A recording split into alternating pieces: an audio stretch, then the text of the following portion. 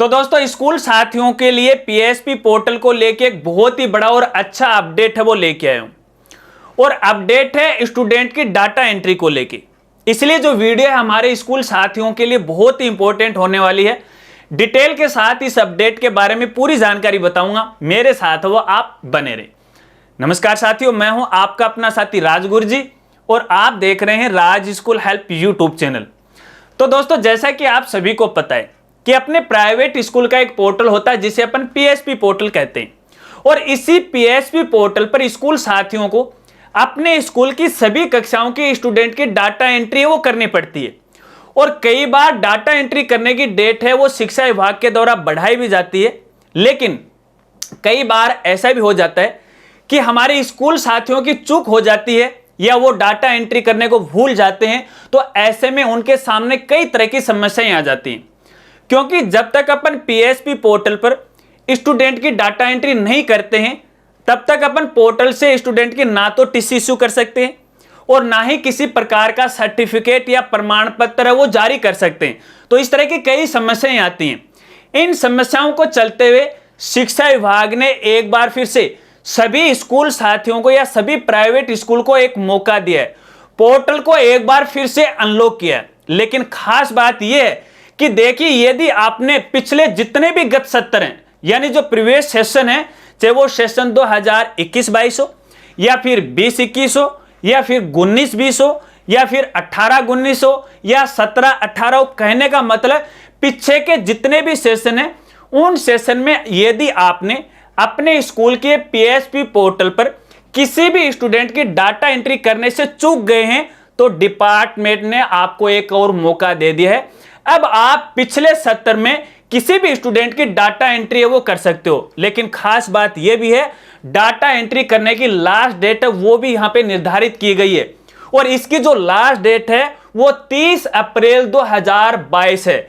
यानी 30 अप्रैल 2022 से पहले आपके स्कूल के जितने भी गत सत्र हैं, अगर आप उसमें सशुल्क स्टूडेंट की डाटा एंट्री करने चाह रहे हैं, मैं आरटी वाले स्टूडेंट की यहां पे बात नहीं कर रहा हूं, नॉन आरटी वाले स्टूडेंट, कक्षा चाहे कोई भी क्यों ना हो, 1 से लेकर 12 तक आप सशुल्क स्टूडेंट की डाटा एंट्री कर सकते हैं 30 अप्रैल 2022 से पहले।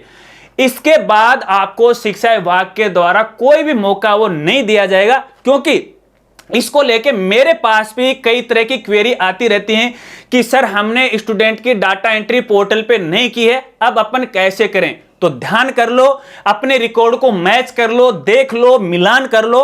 अगर किसी स्टूडेंट की डाटा एंट्री नहीं हुई है तो भैया जल्दी से डाटा एंट्री वो कर लीजिएगा।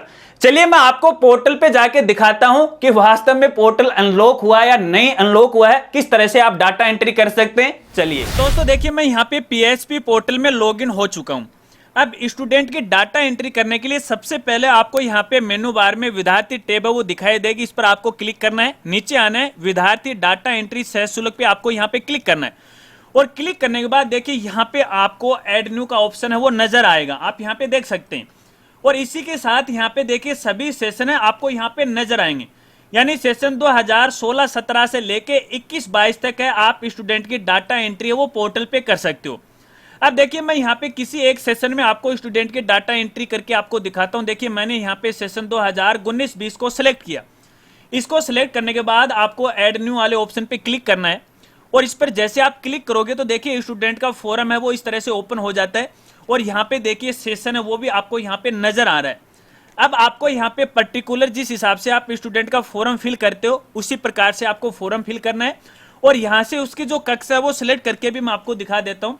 फॉर एग्जाम्पल जैसे अपन यहाँ पे 11th जो क्लास है उसमें स्टूडेंट की डाटा एंट्री करते हैं। जैसे मैं इस पर क्लिक किया, जैसे चलिए मैंने इस पर क्लिक किया, 11th क्लास है वो सिलेक्ट हो गई। अब मैं नीचे आता हूँ और नीचे आने के बाद देखिए यहाँ पे सुरक्षित का ऑप्शन आपको यहाँ पे नजर आ रहा है।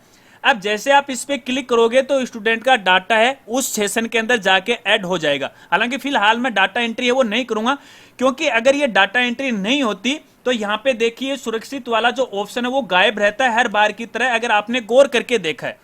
अगर आप मान लीजिए सेशन 2021-22 के अंदर स्टूडेंट की डाटा एंट्री अगर आप करना चाहते हो तो यहाँ से सेशन आपको सिलेक्ट करना है, एड न्यू वाले ऑप्शन पे आपको क्लिक करना है और जिस हिसाब से स्कूल है, क्योंकि आपको पता है कि पिछले साल से यहाँ पे जो टीसी है वो अनिवार्य कर दी गई थी, तो यहाँ पे अलग अलग स्कूल का नाम आ रहा है। स्टूडेंट जिस भी स्कूल का है, प्राइवेट का है, सरकारी का है, सीबीएसई का है, कोई भी है, तो यहाँ पे कोई भी ऑप्शन है, आप यहाँ पे चूज है वो कर सकते हो। और यहाँ से देखिए उसकी क्लास है वो सिलेक्ट कर सकते हो। यहाँ पर भी मैं फॉर एग्जांपल जैसे 10th क्लास है वो सिलेक्ट कर लेता हूँ, ठीक है। प्रोसेस पे अपन यहाँ पे क्लिक करते हैं।